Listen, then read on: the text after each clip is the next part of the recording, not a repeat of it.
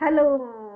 तो दोस्तों, मैं स्वागत करती हूँ आप सबका स्टडी विद पीस चैनल पर। तो हम लेके हाजिर है आज बहुत बड़ा टेस्ट। बड़ा भी नहीं कर सकते इसको, छोटा भी नहीं कह सकते। हम 5 थ्योरियों का एमसीक्यू लेके आए हैं। 5 जो वैज्ञानिक हमने पढ़ लिए हैं उन सब की आज हम टेस्ट लेंगे और पता चलेगा कि कौन कितने पानी में है, कितना किसने कितना पढ़ रखा है और कौन कितना जवाब दे सकता है। ठीक है। आज ये क्लास थोड़ी सी लेट हो गई क्योंकि थोड़ा सा मुझे वर्क करना पड़ा। आप लोग समझ सकते हो, मैं भी एक हाउस वाइफ हूँ। तो मुझे भी कभी भी कोई भी ऑर्डर आ जाता है काम करने के लिए, तो आप लोग कोऑपरेट कीजिए और कोई बात नहीं।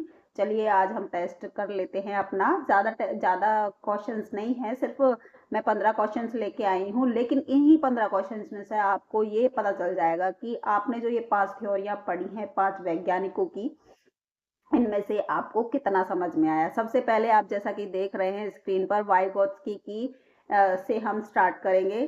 ठीक है, चलिए स्टार्ट करते हैं। सबसे पहला क्वेश्चन वाइगोत्स्की से।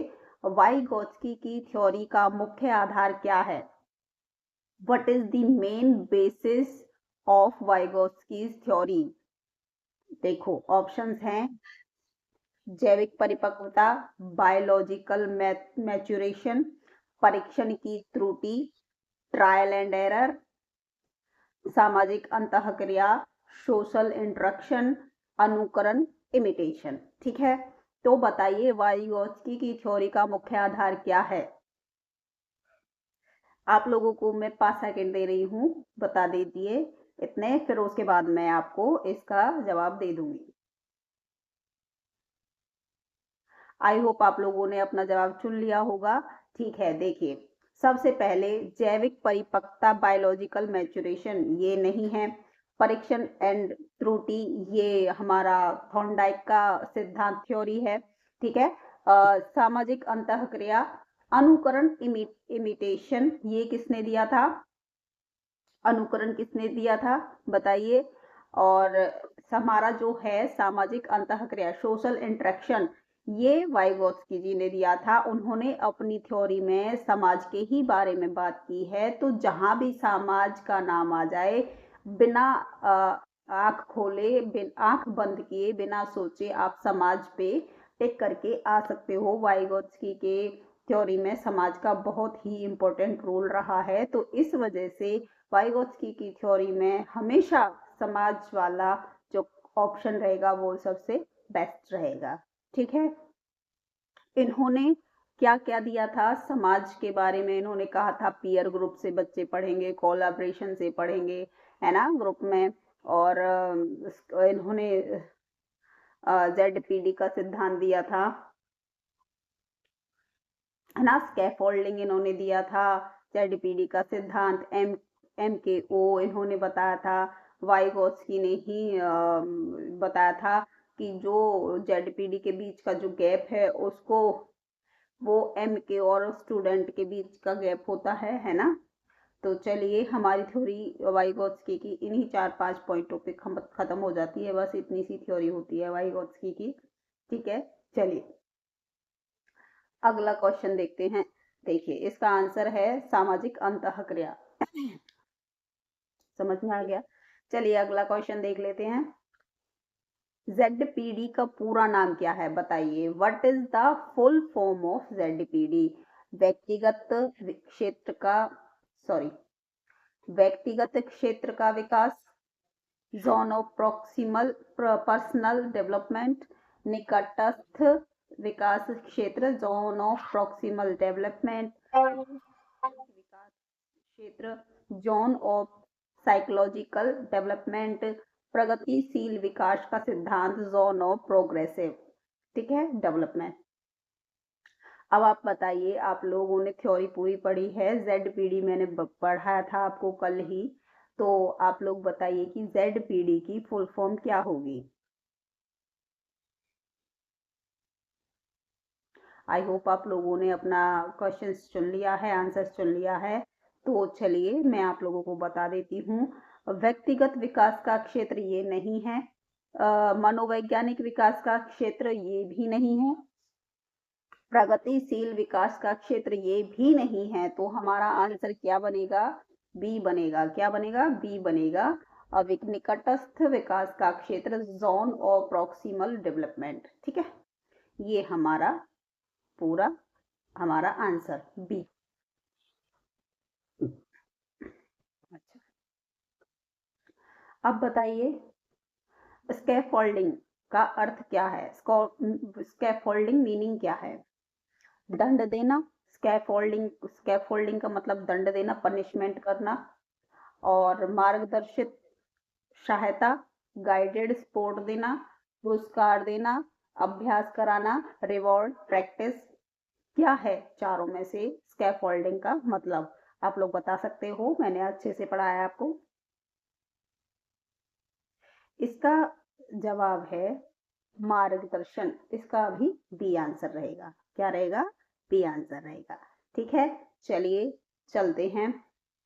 स्कैफोल्डिंग में क्या होता है? स्कैफोल्डिंग में होता है बच्चे को थोड़ा सा सपोर्ट। जैसे हम बच्चे को चलाना सिखाते हैं, छोटी सी एज में जब बच्चा चलने की कोशिश करता है तो हम उसे वॉकर देते हैं। वॉकर के द्वारा अस्थाई जो हेल्प होती है उस वो देते हैं, या फिर हम उसकी उंगली पकड़ लेते हैं, या फिर जब बच्चा साइकिल चलाता है तो उसको थोड़ा सा पीछे से होल्ड कर लेते हैं, और जब बच्चा चलाने लगता है तो उसको छोड़ देते हैं।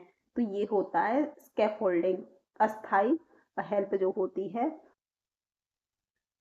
ठीक है, ये होता है स्कैफोल्डिंग। चलिए, इसका आंसर मैंने आपको बता ही दिया, बी होगा इसका आंसर। चलिए आगे चलते हैं। अब आ जाते हैं ब्रूनर पर। मैं थोड़े थोड़े मेन मेन पॉइंट ही के ही क्वेश्चंस लेके आई हूँ, क्योंकि जो मेन है वो ही क्वेश्चन में लेके आई। ठीक है, अब आ जाते हैं ब्रूनर की थ्योरी पर। ब्रूनर ब्रूनर के अनुसार सीखने की सर्वोत्तम विधि क्या है? बताइए। According to Bruner, the best method of learning is रटकर सीखना, रोट लर्निंग, खोज द्वारा सीखना, डिस्कवरी लर्निंग, अनुकरण द्वारा सीखना, इमिटेशन, सतत सीखना, कंडीशनड लर्निंग।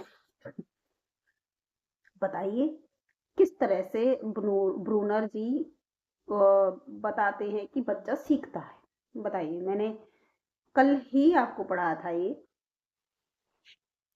तो इसका आंसर है खोज करके सीखता है बच्चा, खुद से करके सीखता है। क्या करता है? बच्चा खुद से करके सीखता है।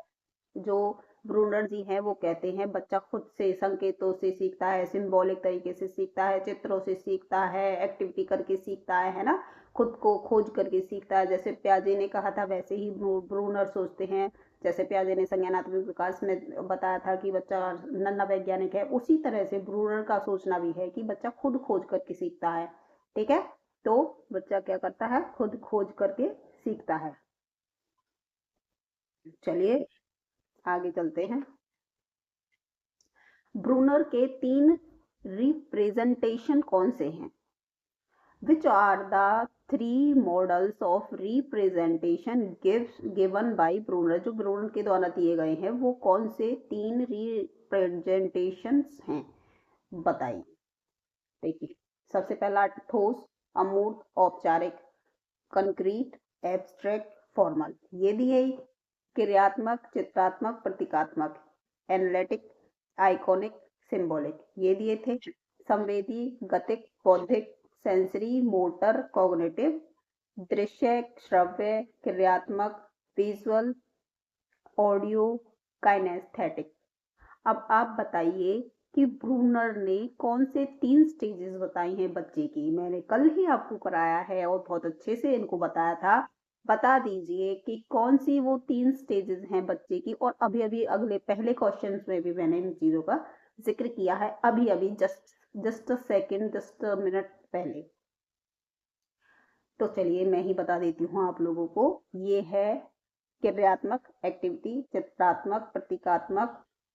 ये बी आंसर है हमारा इसका। कौन सा आंसर है? B answer. ठीक है, चलिए आगे चलते हैं।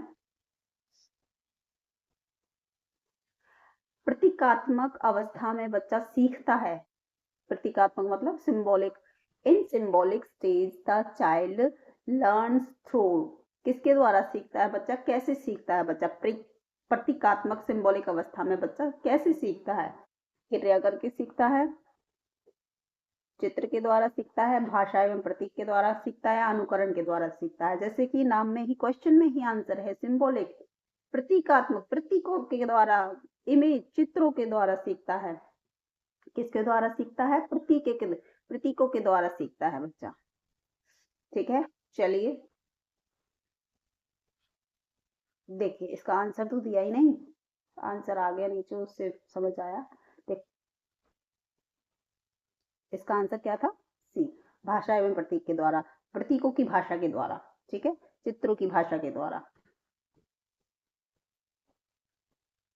अब आ जाते हैं चॉम्स्की पे।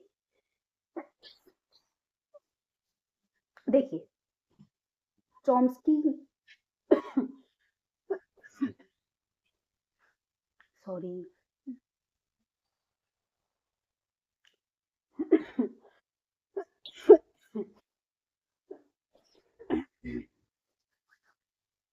चॉम्स्की की थ्योरी संबंधित है किससे, चॉम्स्कीज थ्योरी इज रिलेटेड टू, किससे, नैतिक विकास से, मॉरल डेवलपमेंट, सामाजिक विकास, सोशल डेवलपमेंट, भाषा अधिगम, लैंग्वेज एक्विजिशन, और भावनात्मक विकास, इमोशनल डेवलपमेंट। बताइए, चॉम्स्की की थ्योरी किस चीज से संबंधित है, नैतिक विकास से, सामाजिक विकास से, या भाषा अधिगम से, या भावनात्मक अधिगम से, बताइए। चलिए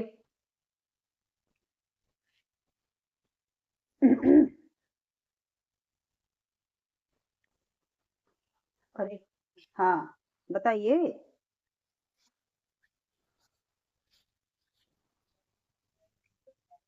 ए होगा, बी होगा, सी होगा, या डी होगा, बोलिए।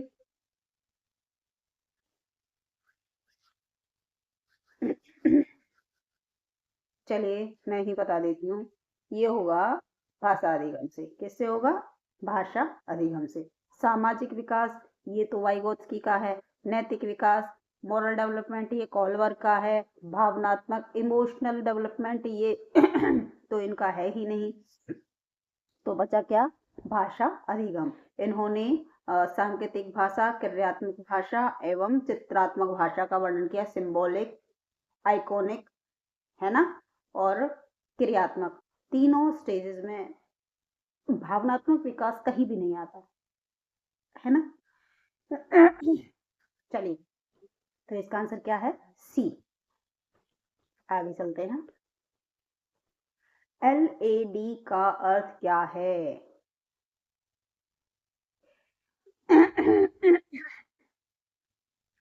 What does LAD stand for, क्या अर्थ है LAD का, what is the means of LAD।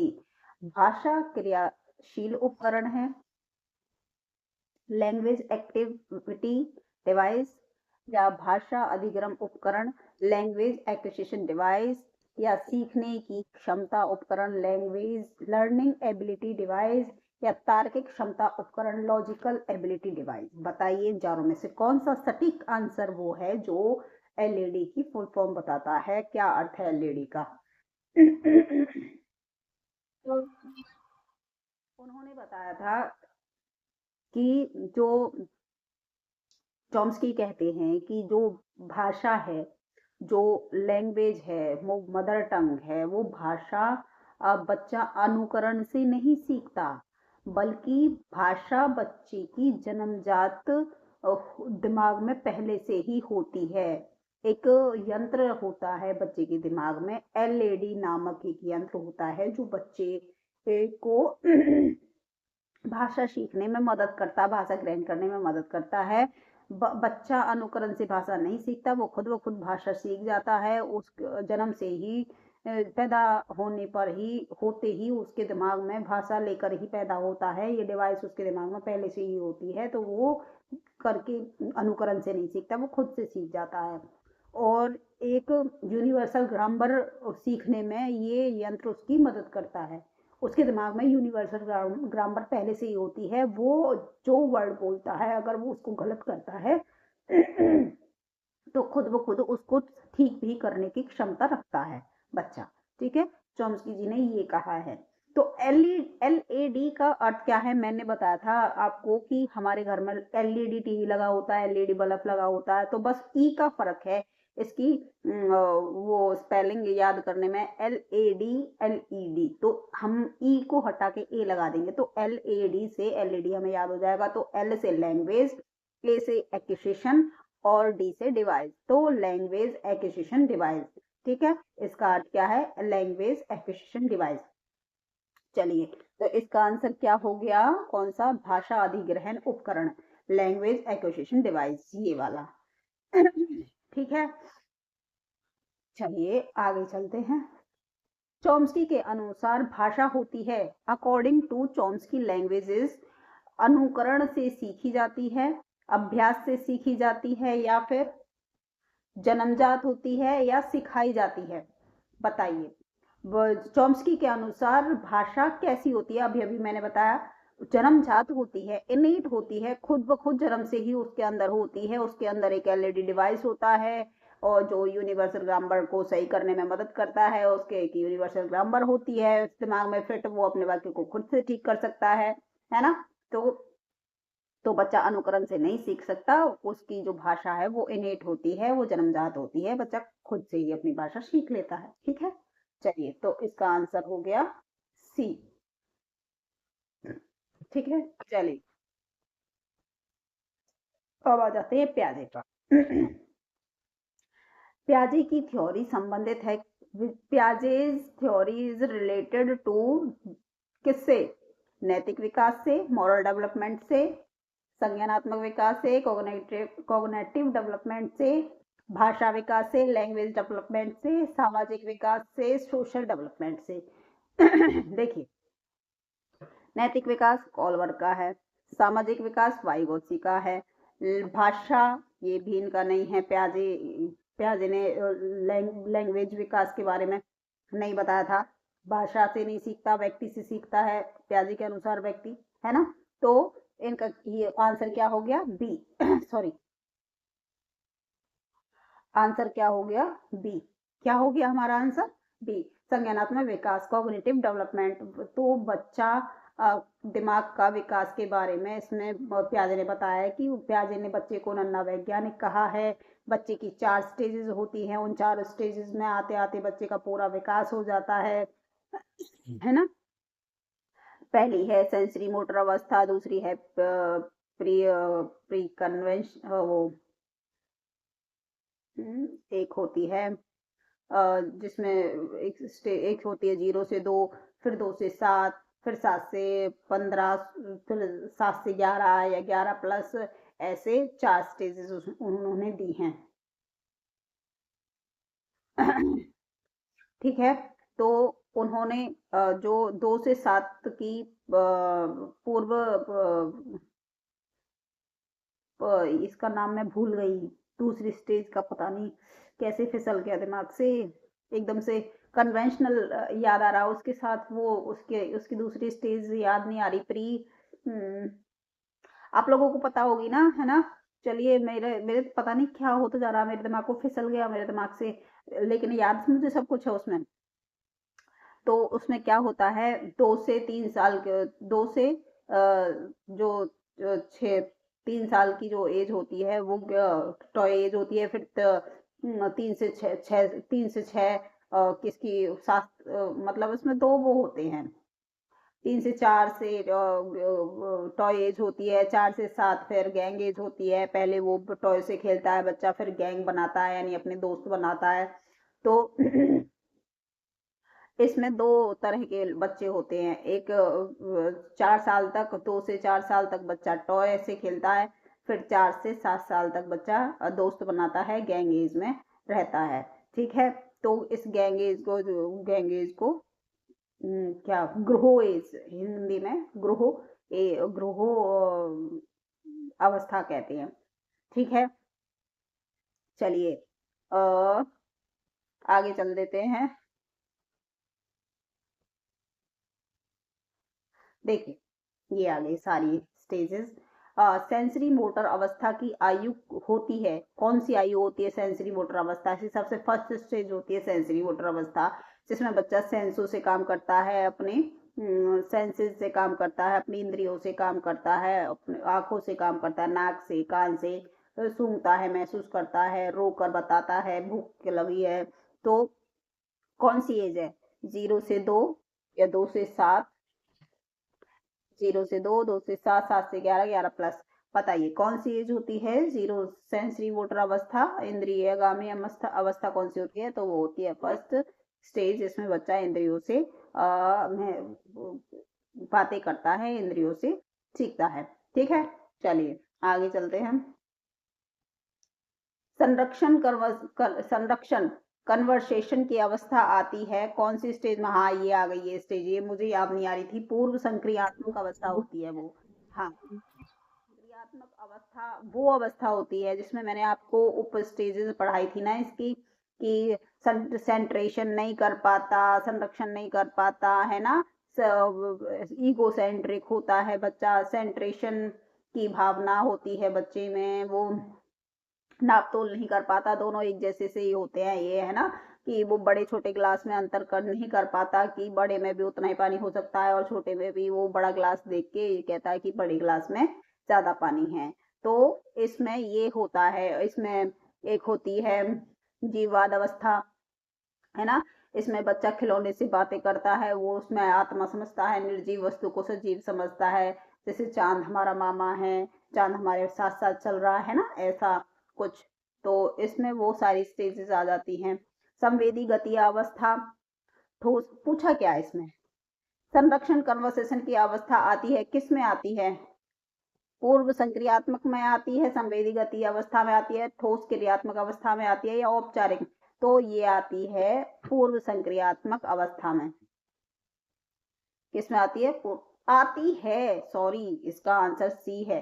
Sorry sorry sorry sorry, मुझे से गलती हो गई। आती है मतलब ये जो संरक्षण करने की जो शक्ति आती है, उसमें संरक्षण करना सीख जाता है, इसका मतलब ये है पूछने का। देखो ऐसे गलती हो जाती है क्वेश्चन को समझने में, तो जितना हो सके ध्यान से क्वेश्चन को समझना चाहिए। ठीक है, मुझसे गलती हो गई तो आप लोगों से तो अवश्य हो सकती है, तो ध्यान से, इसीलिए कहते हैं कि क्वेश्चन को अच्छे से ध्यान से पढ़ना चाहिए। ठीक है, चलिए, संरक्षण की अवस्था आती है उसमें कंक्रीट अवस्था में, ठोस अवस्था में। ठीक है, तो ठोस अवस्था में वो चीजों में, वो नाप तोल चीजों में अंतर करना सीख जाता है बच्चा। तो कौन सी अवस्था होगी इसकी? ठोस संक्रियात्मक अवस्था। ठीक है, चलिए अब आ जाते कॉलवर्ग पर। कॉलवर्ग की थ्योरी संबंधित है, कॉलवर्ग थ्योरी इज रिलेटेड टू बुद्धि से, भाषा से, नैतिक विकास से, या व्यक्तित्व से? बताइए, बुद्धि से, क्या कर रही हूँ मैं, क्वेश्चन पहले ही दिखा देती हूँ। बुद्धि से, भाषा से, नैतिक विकास से, व्यक्तित्व से। देखिए, कॉलवर्ग का नैतिक विकास का सिद्धांत है ना, तो इसका आंसर तो ये है। उन्होंने कौन कौन सी अवस्थाएं दी थी? 3 स्टेजेस दी थी, ओ सॉरी, 3 लेवल दिए थे और 6 स्टेजेस दी थी। अब आप उसमें से मुझे बता दीजिए पहली लेवल की दो स्टेजेस कौन कौन सी है। देखो पहले लेवल का नाम, देखिए मैं ही बता देती हूँ। देखो पहली है प्री कन्वेंशनल, है ना, फिर आती है कन्वेंशनल, फिर आती है पोस्ट कन्वेंशनल। ठीक है, प्री कन्वेंशनल में क्या होता है? टिट फॉर टैट, इंस्ट्रूमेंटल वो आती है अवस्था, और पहली पहली तो आती है पनिशमेंट एंड ओबिडेंस, फिर आती है इंस्ट्रूमेंटल, जो भी जो है उसमें आता है टिट फॉर टैट की, जो उसमें वो आती है। ठीक है, पनिशमेंट में होता क्या है? बच्चा इसलिए काम करता है ताकि उसको पनिशमेंट ना मिले, और दूसरी स्टेज में होता है ये, वो स्वार्थ से काम करता है, जो उसके साथ जैसा जो करेगा वो उसके साथ वैसा ही करेगा, है ना। दूसरी कन्वेंशनल, उसमें क्या आती है? सामाजिक नियमों का पालन करना। नहीं, पहली आती है गुड बॉय गुड गर्ल की जो अवस्था होती है। फिर उसके बाद बच्चा सोचता है कि अगर मैं लोगों को आगे का पालन करूंगा, लोगों का कहना मानूंगा, अच्छा अच्छा काम करूंगा, तो सब मेरी प्रशंसा करेंगे।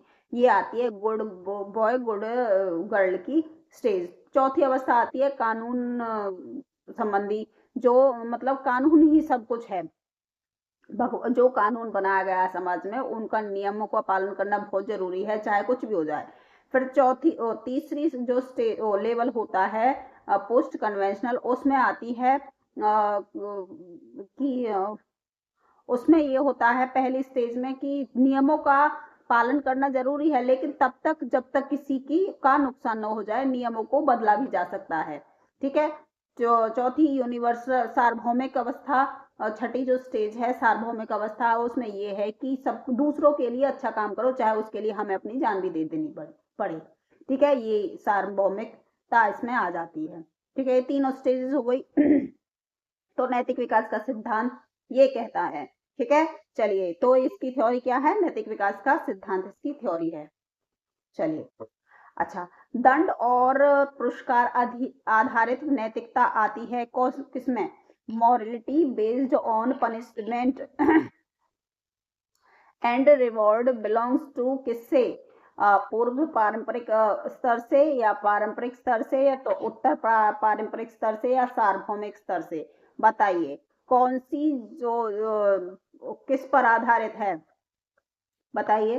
पूर्व पारंपरिक अवस्था, प्री कन्वेंशनल पहली लेवल, कन्वेंशनल दूसरा लेवल, पोस्ट कन्वेंशनल तीसरा लेवल, और यूनिवर्सल लेवल ये है 6 स्टेज, सार्वभौमिक स्तर 6 स्टेज दे दिए। ये बताइए दंड और पुरस्कार नैतिकता किसमें आती है बच्चे में? मैंने अभी अभी बताया था, फर्स्ट लेवल में आती है। किस कौन से में? पूर्व पारंपरिक स्तर में आती है। ठीक है, याद रहेगा ना। चलिए आगे चलते हैं। अच्छा, लॉ एंड ऑर्डर ओरिएंटेशन आती है किसमें? लॉ एंड ऑर्डर ओरिएंटेशन ये चौथी स्टेज है किसकी? Post conventional stage, conventional level की चौथी स्टेज है ये। ठीक है, लॉ एंड ऑर्डर ओरिएंटेशन, पूर्व पारंपरिक स्तर, उत्तर पारंपरिक स्तर, या व्यक्तिगत पर्सनल लेवल। तो बताइए कौन सी है? तो ये कन्वेंशनल लेवल में आती है। किस में आती है? कन्वेंशनल लेवल में आती है। तो इसका आंसर क्या हो गया? बी हो गया।